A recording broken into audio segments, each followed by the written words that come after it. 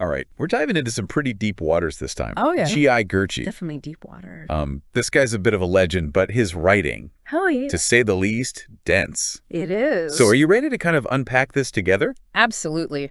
Gurdjieff is one of those figures who can leave you utterly bewildered one moment and profoundly moved the next. Well, that's reassuring. Huh? From what I've gathered, Gurdjieff basically believed most of us are living like, well, robots. Just going through the motions without really being conscious. Yeah. Kind of a harsh assessment of humanity, wouldn't you say? He doesn't pull any punches, that's for sure. But his provocative style was intentional. He believed that to awaken to a higher level of consciousness, we need to be shaken out of our complacency. So shock therapy for the soul. You could say that. I can already see why some folks found him a bit much. But let's back up a bit. Who was this guy, and what led him to these radical conclusions? Well, Gurdjieff's life was anything but ordinary. He was born in the Caucasus region in the late 19th century, a time and place marked by intense cultural and spiritual crossroads. Okay, so we're talking about a melting pot of influences. Did that shape his thinking? Absolutely. He was exposed to a wide range of traditions, from Eastern mysticism to Western esotericism. And he wasn't just a passive observer. He traveled extensively throughout Central Asia and the Middle East, seeking out hidden knowledge and esoteric teachings. Hold on, I need to picture this. We're talking about a guy trekking through deserts, exploring ancient ruins. Was he like Indiana Jones with a philosophical bent? Haha, he was a seeker, that's for sure. And his journeys weren't just academic. He faced real danger, disease, bandits, you name it. In fact, he was so close to death on multiple occasions that he even wrote about expecting to die soon. Wow, talk about intense. Do you think those near-death experiences shaped his ideas about consciousness? I think they're essential to understanding his perspective. Imagine staring death in the face, not once but multiple times. It would make you question everything, wouldn't it? Oh, The fragility of life, the meaning of existence. yeah, I can see how that would shake you to your core. It's almost like he was forced to confront the big questions head on. Did he ever talk about how those experiences influenced his thinking? He did. In his writings, he reflects on how those incredibly harsh conditions he survived likely influenced his philosophy and his search for a deeper understanding of human potential. He was constantly reminded of his own mortality, which fueled his desire to understand the nature of consciousness and the possibility of transcending our limitations. So it's like those brushes with death made him hyper-aware of being alive, truly present in each moment. And maybe that's why he was so frustrated with people sleepwalking through their lives, taking it all for granted. Exactly. He saw the potential for conscious evolution within each human being, but he also saw how easily we get caught up in the mundane, the routine, and lose sight of that potential. He even used the term domestic animals to describe people living mechanically driven by external influences rather than inner purpose. Ouch, that's harsh. But I get it. It's easy to get swept up in the daily grind and forget to actually live. So what was his solution? How did he propose we wake up from this collective slumber? Well, he attempted to put his ideas into practice by establishing something called the Institute for the Harmonious Development of Man in France. It was an ambitious project aimed at helping people develop their own I, their conscious individuality. Hold on, own I. That sounds pretty abstract. What did he mean by that? He believed that most of us don't have a true sense of self. We're a collection of fragmented personalities driven by unconscious desires and external influences. Developing our own I meant becoming more unified, more conscious, more in control of our own lives. Okay, I'm starting to see the connection to his idea of people being asleep. It's Right. like we're living on autopilot, not really in the driver's seat of our own lives. Precisely. And the Institute was designed to be a kind of training ground for waking up. So what happened at the Institute? Did people actually achieve this harmonious development? Well, things didn't go quite as planned. The Institute was disrupted by the Russian Revolution, forcing Gurdjieff and his followers to relocate. Talk about bad timing. So what did he do next? Did he give up on his vision? Not at all. He continued to teach and develop his ideas, eventually establishing a new base in France. But even there, he faced challenges, particularly with his followers. What kind of challenge? He grew increasingly frustrated with what he saw as a lack of genuine effort among some of his students. He felt they were more interested in the superficial aspects of his teachings than in the real work of self-transformation. So like those folks who are all about the Instagrammable yoga pose but don't actually want to do the inner work? Yeah. I can see how that would annoy him. There's a famous anecdote about an incident in New York where he observed his audience and declared that he saw candidates for the madhouse among them, he felt they were completely missing the point of his teachings. Wow, that's brutal. Oh. But you have to admire his honesty, I guess. So Mm. if his followers weren't getting it, what was the real work he was advocating? He emphasized the importance of what he called self-remembering, a practice of cultivating conscious awareness. He believed that most of us are so lost in our thoughts, worries, and distractions that we rarely experience the present moment fully. Okay, self-remembering. I'm intrigued, but I need a bit more than a label. What did that actually look like in practice? He suggested simple exercises like dividing your attention.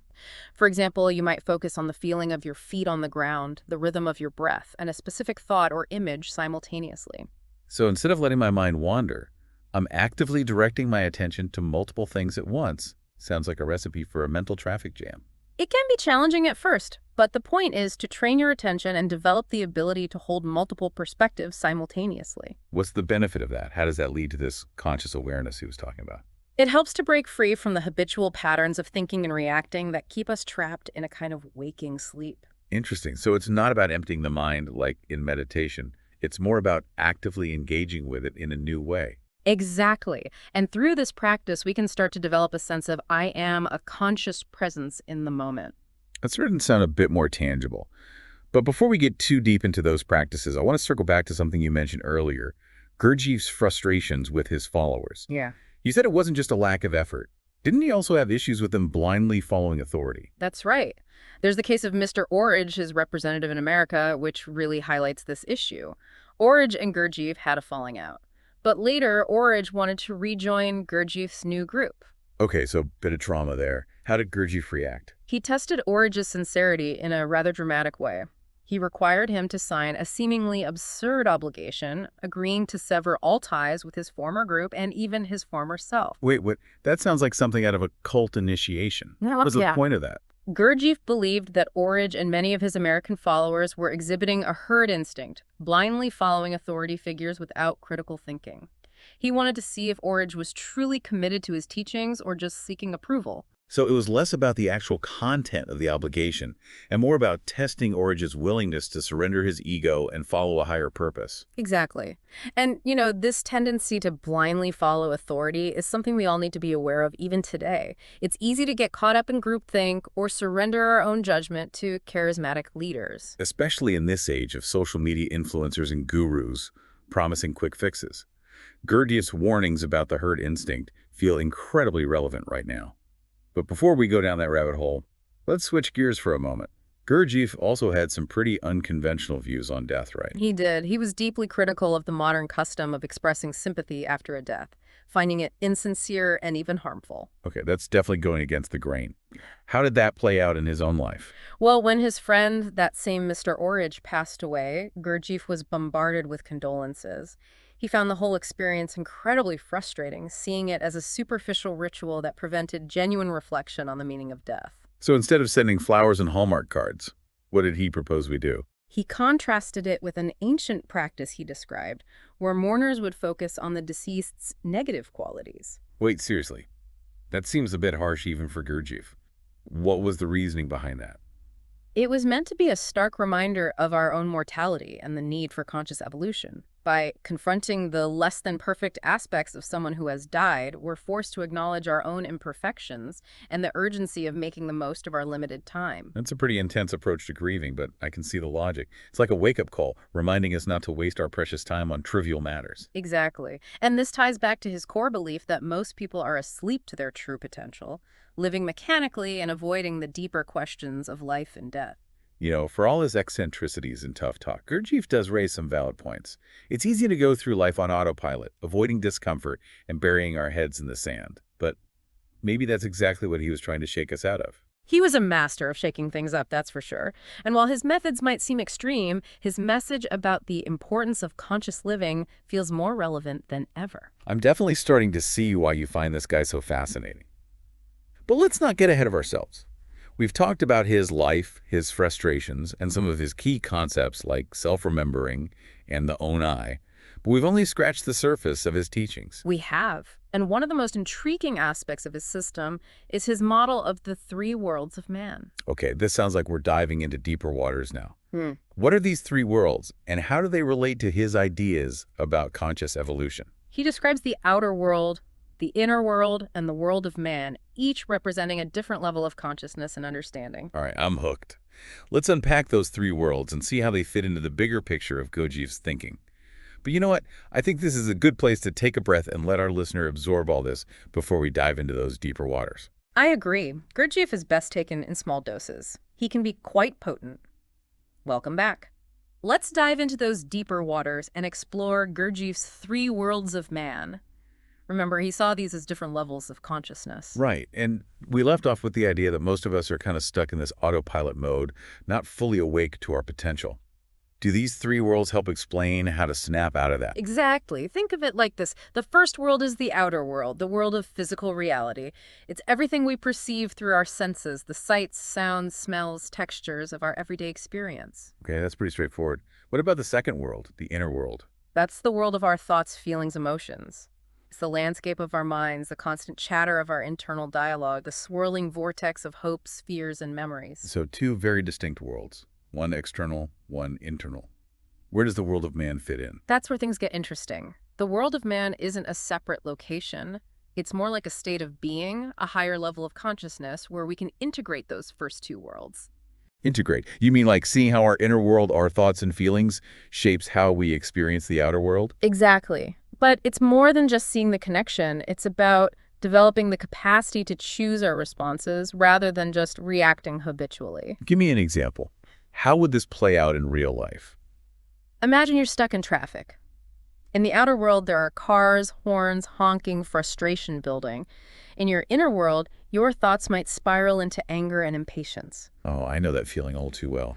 Road rage waiting to happen. But in the world of man, you can observe those thoughts and feelings without being completely swept away by them. So instead of getting all worked up and letting my blood pressure skyrocket, I can acknowledge the frustration, but choose not to let it control my behavior. Exactly. You can choose to take a few deep breaths, put on some calming music, or simply accept the situation and use the time productively. Okay, that makes sense. It's like hitting the pause button on autopilot and becoming aware of the choices available to me. But how do you actually cultivate that level of awareness? Is this where self-remembering comes in? Yeah. Precisely. Remember, Gurdjieff believed that most of us are asleep to our true potential. We're so identified with our thoughts and emotions that we rarely experience the world directly. Right, we talked about that earlier. He had that not so flattering comparison to domestic animals. And self-remembering is one of the key practices for waking up. It's about cultivating a sense of I am, a conscious presence that can observe those thoughts and feelings without being controlled by them. You've mentioned some exercises for cultivating self-remembering, like dividing your attention. Are there other practices he recommended? Self-observation is another crucial one. It's about paying attention to our thoughts, feelings, and behaviors without judgment. You're not trying to change anything, just becoming more aware of the patterns. So it's like becoming a scientist of my own inner world, observing the data without jumping to conclusions. Exactly. And as you observe yourself more closely, you might start to notice patterns, like maybe you tend to get defensive when criticized, or perhaps you procrastinate on tasks that make you anxious. Oh, I see where you're going with this. Once you see those patterns, you can start to change them, right? Not necessarily. It's not about forcing change. It's more about bringing those patterns into conscious awareness, and then from that place of awareness, choosing how you want to respond. So instead of being a slave to my habits, I can start to make conscious choices about how I want to show up in the world. Exactly. It's about moving from reactivity to intentionality. That's a powerful shift. But let's be honest, this all sounds like hard work. Didn't Gurdjieff actually embrace the idea of suffering as part of this process? He did. He called it intentional suffering. And he believed that we can't just sit back and wait for enlightenment to fall into our laps.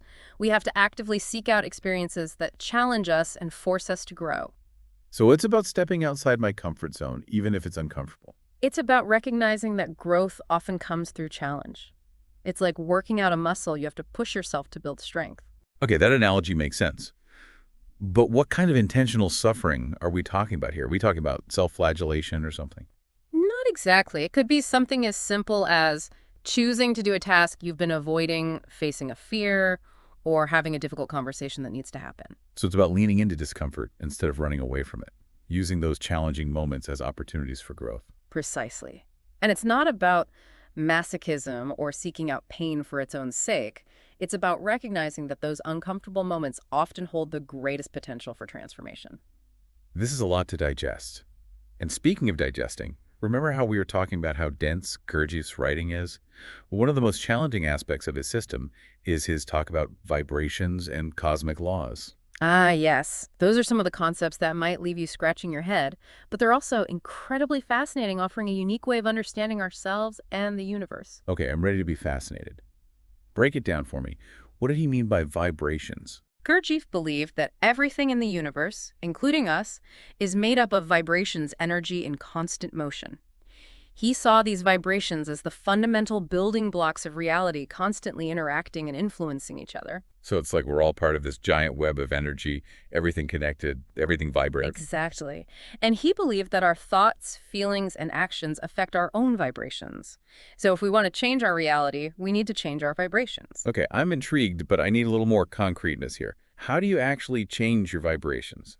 He taught that certain practices, like self-remembering, working with specific kinds of music, even the movements he developed, can help to raise our vibrations and align us with higher levels of consciousness. So it's like fine-tuning our internal instrument to resonate with a higher frequency. That's a great way to put it. And he believed that by raising our vibrations, we could access new levels of understanding, creativity, and even influence the world around us. This is starting to sound a bit like the law of attraction stuff that's popular these days. You know, the idea that like attracts like, There are definitely some parallels, but Gurdjieff's system was much more comprehensive and grounded in a deep understanding of human psychology and the workings of the universe. okay, so we've got the vibrations part down. What about those cosmic laws you mentioned? He believed there are certain universal laws that govern the universe, like laws of physics, but applied to consciousness and human behavior. One of the most important is the law of three. All right, lay it on me. What's the law of three all about? He said that everything in the universe is created through the interaction of three forces: active, passive, and neutralizing. Okay, I'm going to need an example here. How does this law of three play out in real life? Think of a simple act like baking a cake. You have the active force, the baker mixing the ingredients and putting it in the oven. Then there's the passive force, the ingredients themselves. And finally, you need the neutralizing force, the oven, which provides the heat and transforms those ingredients into something new. I see. You need all three forces, the action, the materials, and the transforming agent, to create something new. Precisely. And Gurdjieff believed this law applied to everything from the creation of the universe down to our everyday thoughts and actions. Understanding these forces, he believed, was key to navigating life more consciously and effectively. This is all incredibly fascinating, but I have to admit, my head is spinning a little bit. It's like I'm trying to assemble a jigsaw puzzle with half the pieces missing. That's understandable. Gurdjieff's system is complex and multi-layered. It's not something you can grasp overnight. But even if you don't understand all the intricacies, the core message is powerful. We have the potential to awaken to a higher level of consciousness and become more than what we are. That's a message I can get behind. But before we get too lost in the cosmic laws and vibrating universes, I think we need to ground ourselves back in the practicalities of Gurdjieff's teachings. How did he actually help people apply these ideas in their everyday lives? He developed a whole system of practices and exercises designed to promote self-awareness and inner transformation. Okay, let's explore those practices. We've touched on self-remembering and self-observation. Yeah. What else did he have up his sleeve? Well, one of his most famous practices are the movements. Have you ever heard of those? Vaguely. Yeah. They sound kind of mysterious. What are they exactly? They're a series of very precise, often complex physical exercises that he developed. Okay, so not your average gym workout, I'm guessing. What was the purpose of these movements? They were designed to help people become more aware of their bodies and their energy, which he believed were often blocked or misdirected due to unconscious habits and tensions. So it's like a physical form of self-exploration. You could say that the movements often involved coordinating multiple movements simultaneously, which required intense concentration and focus. They also pushed people beyond their usual limits, physically and mentally. Sounds challenging. Yeah. And kind of intriguing. What kinds of movements are we talking about here? They varied widely. Hmm. Some were inspired by ancient dances and rituals he encountered in his travels. Others were more abstract, designed to break habitual patterns of movement and attention. So it's not just about physical flexibility, it's about training the mind as well. Exactly. He saw the body and mind as interconnected. By working on the body, he believed you could access and transform deeper psychological and emotional patterns. That's fascinating. We've been talking for a while now, and I'm struck by how Gurdjieff's system addresses all levels of our being, the physical, the emotional, the mental, even the spiritual. He was definitely ahead of his time in that sense. He recognized that true transformation requires a holistic approach working on all aspects of ourselves. And he didn't shy away from pushing people to their limits. He seemed to relish a bit of intentional suffering for himself and his students. He wasn't afraid to challenge people, that's for sure. But beneath that demanding exterior, there was a deep compassion. He truly believed in the potential for human beings to awaken and evolve. Well, he certainly gave us a lot to think about. From self-remembering to cosmic laws, Gurdjieff's teachings are both baffling and brilliant. But I think we need to take a moment to let all this sink in before we dive into the final part of our exploration. I agree, Gurdjieff is best digested in small doses. All right, so much to unpack from last time. It is a lot. Vibrations and cosmic laws. Yeah. Really trying to wrap my head around all of it, Well, Gurdjieff does challenge us to think differently. Yeah. Question everything. Question everything. We think we know. Yeah. About ourselves and the world. It's not easy. Right. He doesn't make it easy, does he? No. But maybe that's the whole point. Yeah. Remember how we talked about intentional suffering? Mm-hmm. Like it's necessary for growth? Yeah. Maybe wrestling with these complex ideas, maybe that's part of it. Yeah. You think? Yeah, maybe he's intentionally making us work for it. Yeah. Forcing us to engage Right.